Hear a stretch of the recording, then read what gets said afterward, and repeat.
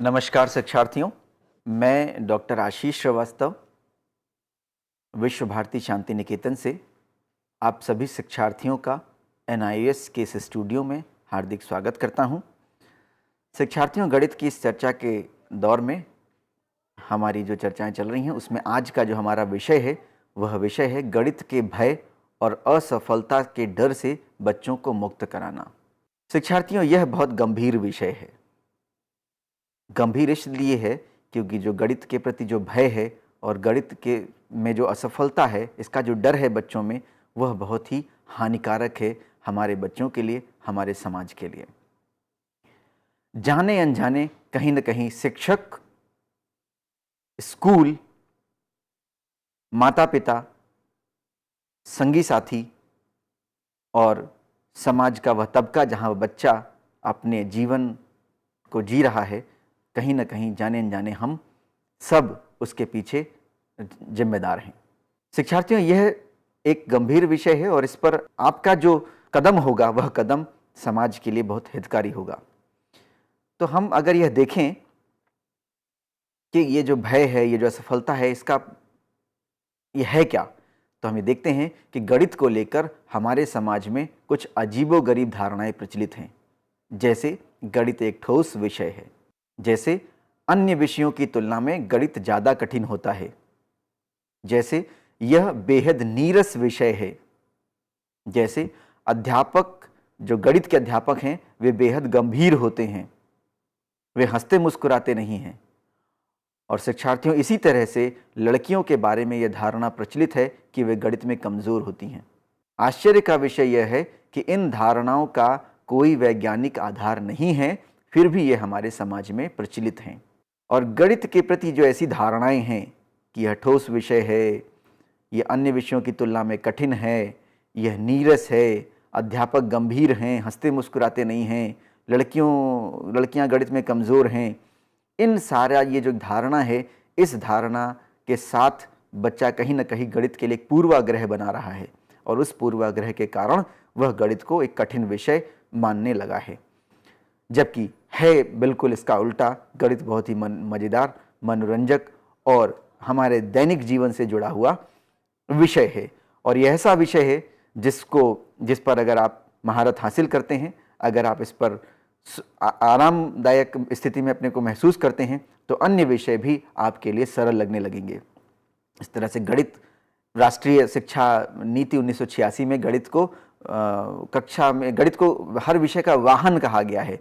और अगर गणित में आप आरामदायक स्थिति में हैं, गणित में आप सहज हैं, तो आप अन्य विषयों में भी अपनी जो उपलब्धि है उसको आगे बढ़ता हुआ देख सकते हैं।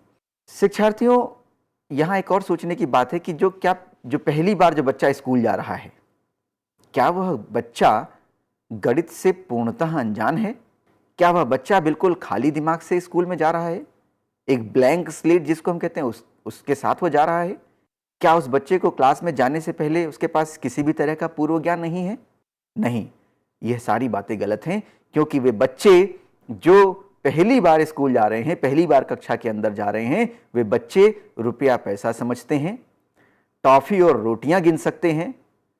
यही नहीं, वे दुकान से चॉकलेट भी खरीद सकते हैं।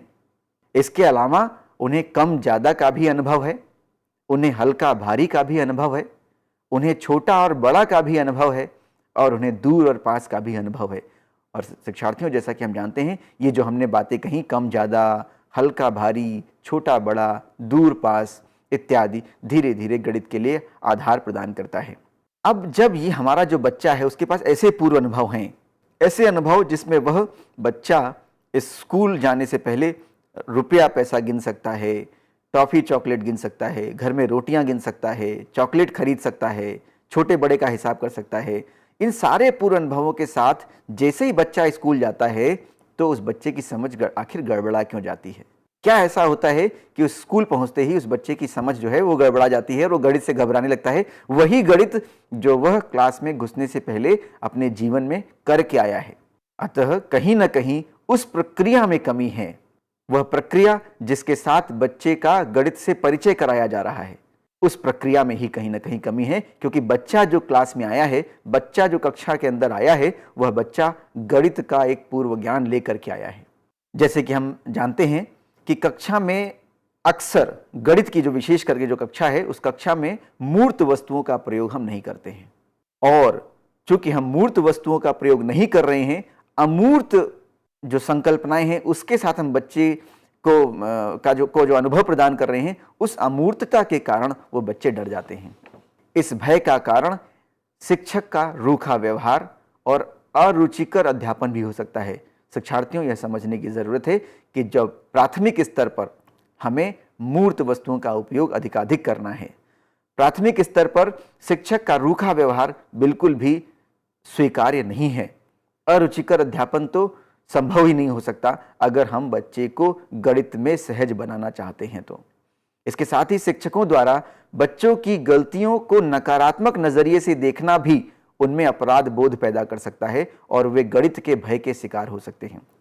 शिक्षार्थियों, बच्चा इतने सारे पूर्व अनुभवों के साथ, संकल्पनाओं के साथ, पूर्व में की गई गणनाओं के साथ जब वह बच्चा कक्षा में आता है, तो उस बच्चे को हम मूर्त जो वस्तुएं हैं उसका इस्तेमाल करके गणित के विषय से उसका परिचय कराएं, और इस पूरी प्रक्रिया में अगर बच्चे से कुछ गलती होती है तो उस गलती को हम स्वीकारें, उस गलती पर हम उनसे चर्चा करें, और यह विशेष रूप से ध्यान रखें कि गलतियों के प्रति नकारात्मक नजरिया ना अपनाएं। यह नकारात्मक नजरिया उन बच्चों में अपराध बोध पैदा कर सकता है, और यह अपराध बोध वह उन्हें गणित के भय के तरफ ले जा सकता है, और यह भय अगर उनमें हो गया तो गणित का जो आनंद है, गणित का जो मनोरंजन है, गणित में जो सहज भाव से जो सीखने की जो लगन है, जो कला है, वह बाधित हो सकती है, और जिससे उसका पूरा आधार ही चरमरा जाएगा। शिक्षार्थियों, प्राथमिक विद्यालयों में जहां एक अध्यापक पर सभी विषयों को पढ़ाने की जिम्मेदारी होती है, ज्यादातर अध्यापक गणित पढ़ाने से बचते भी हैं। इसके भी कई कारण हो सकते हैं, जैसे कि शिक्षक को गणित की अवधारणाएं स्पष्ट न होना, शिक्षक का गणित को एक अमूर्त विषय मानना जिसे सिर्फ ब्लैक बोर्ड और चौक द्वारा ही पढ़ा जाता है। ये कुछ तरह की धारणाएं हैं हमारी, जिसमें प्राथमिक जो हमारा शिक्षक है वो शिक्षक गणित से बचने की कोशिश करता है। शिक्षार्थियों, गणित का भय क्या है? गणित के भय के लक्षण क्या हैं? कैसे हमें पता चले कि गणित में जो बच्चा है वो भयभीत है, गणित से डर रहा है, गणित में अपने आप को सहज महसूस नहीं कर रहा है? तो कुछ कथन मैं आपके सामने यहाँ पर चर्चा करना चाहूँगा। जब मैं गणित की समस्याओं को देखता हूँ तो मेरा मस्तिष्क सुन्न हो जाता है। मुझे लगता है कि मैं मूर्ख हूँ और आसान कार्यों को किस प्रकार करना है यह मुझे याद ही नहीं रहता। एक और कथन है जिसमें हम गणित के भय को देख सकते हैं। गणित में सदैव केवल एक ही सही उत्तर होता है और उस उत्तर को आप प्राप्त नहीं कर सकते हैं तो आप असफल हैं, यही बात मुझे पागल कर देती है। अगला कथन है, गणित की परीक्षा से मुझे बहुत डर लगता है, मेरे हाथों में पसीना आ जाता है, मेरी सांसें तेज हो जाती हैं और मैं पेपर पर अपना ध्यान केंद्रित नहीं कर पाता हूँ। जब मैं चारों ओर देखता हूँ तब मेरी हालत और ख़राब हो जाती है, क्योंकि सभी अपना कार्य कर रहे होते हैं और केवल मैं ही हूँ जो पेपर को हल नहीं कर सकता। एक और कथन अगर हम देखें, मैंने जब भी गणित की कक्षा में भाग लिया मैं उसमें सदैव असफल रहा। मुझे यह कभी भी समझ में नहीं आया कि अध्यापक क्या कह रहे हैं और मेरा दिमाग चकरा जाता है। कुछ और कथन है, जैसे मैं जब 9 वर्ष का था तभी से मुझे गणित से नफरत हो गई और उस वक्त पहाड़ा न याद होने के कारण मेरे पिताजी ने मुझे 1 सप्ताह की सजा दी। जब मैं छोटा था तो सजा के रूप में मेरे पिताजी जो गणित के अध्यापक थे मुझे गणित के प्रश्न हल करने के लिए बाध्य करते थे। एक और कथन है, गणित में बहुत सारे तथ्यों, सूत्रों और प्रक्रियाओं को याद करना पड़ता है। एक और कथन है, गणित मेरे जीवन के लिए प्रासंगिक नहीं है। गणित मुख्यतः अंक गणित है, गणित एक उबाऊ विषय है। अतः आपने इसी तरह के बहुत सारे और कथन अवश्य सुने होंगे जो गणित में अपने प्रदर्शन को लेकर बहुत ज़्यादा चिंतित हैं और जिनके मन में गणित के प्रति भय उत्पन्न हो चुका है। शिक्षार्थियों, यहाँ यह समझने की ज़रूरत है, जैसा कि चर्चा के बिल्कुल शुरुआत में हमने ये बात कही थी कि जाने अनजाने शिक्षक, साथी, माता पिता, समाज का वह तबका जहाँ बच्चा अपना जीवन का बड़ा भाग जीता है, हम सभी उस भय को बनाने के लिए कहीं ना कहीं जिम्मेदार हैं, क्योंकि वह जो गलत धारणा गणित के प्रति है वह हमें बाधा पहुंचा रही है। इसमें एक और बात भी है शिक्षार्थियों कि ये जो गणित का जो भय है इसके प्रति किसके लिए, इस भय के लिए लोगों ने अध्ययन किया और उस अध्ययन से हमको यह पता चलता है कि जो गणित विषय है उस विषय में जो उसकी प्रवृत्ति है गणित की, वह संचयी प्रवृत्ति है और गणित की यह संचयी प्रवृत्ति भय का एक प्रमुख कारण है। जैसे यदि आपको दशमलव कठिन लगता है तो आपको प्रतिशत भी कठिन लगेगा, और अगर आपको प्रतिशत कठिन लगेगा तो फिर आपके लिए बीजगणित मुश्किल हो जाएगी, धीरे धीरे भय का माहौल बनने लगेगा। तो इसका मतलब है कि जो गणित का जो प्रकृति है वो संचयी है, और अगर आप कोई एक विषय में अगर आपके लिए कठिन लग रहा है, आपको मुश्किल आ रही है आपके लिए, तो उससे जुड़े हुए जो अगली जो शाखाएं हैं वो शाखाएं भी आपके लिए कठिन होंगी और भय का माहौल बढ़ता चला जाएगा। एक और जो बात है इसमें जो शोध से पता चलती है वह यह है कि प्रतीकात्मक भाषा का प्रभुत्व भी पहले नीरसता और फिर भय की ओर ले जाता है। शिक्षार्थियों, हमें पता है कि गणित में प्रतीकात्मक भाषाओं का प्रयोग बहुत तायत में होता है, और ये जो प्रतीकात्मक भाषा है, यह प्रतीकात्मक भाषा अगर हमने ध्यान नहीं रखा है शिक्षक होने के नाते, तो पहले यह बच्चों को नीरस लगेगी और फिर यह नीरसता धीरे धीरे धीरे भय का रूप ले लेगी। और ये जो हमारे शोधों के जो परिणाम है, उस शोधों के परिणाम से हमें पता चलता है कि जो सामाजिक भेदभाव और तमाम पूर्वाग्रह इस भय को बढ़ाने का कार्य करते हैं। इसके अतिरिक्त यह भी शोधों में पाया गया है कि पाठ्यपुस्तकों की जो भाषा है और दैनिक भाषा है जो बच्चे की, जो आसपास की जो उसके परिवेश की जो भाषा है, दैनंदिन अनुभवों की जो भाषा है, उसके बीच में एक बिलगाव है, एक दूरी है, एक डिटैचमेंट है, और यह डिटैचमेंट बच्चे की गणित से दूरी बनाती है।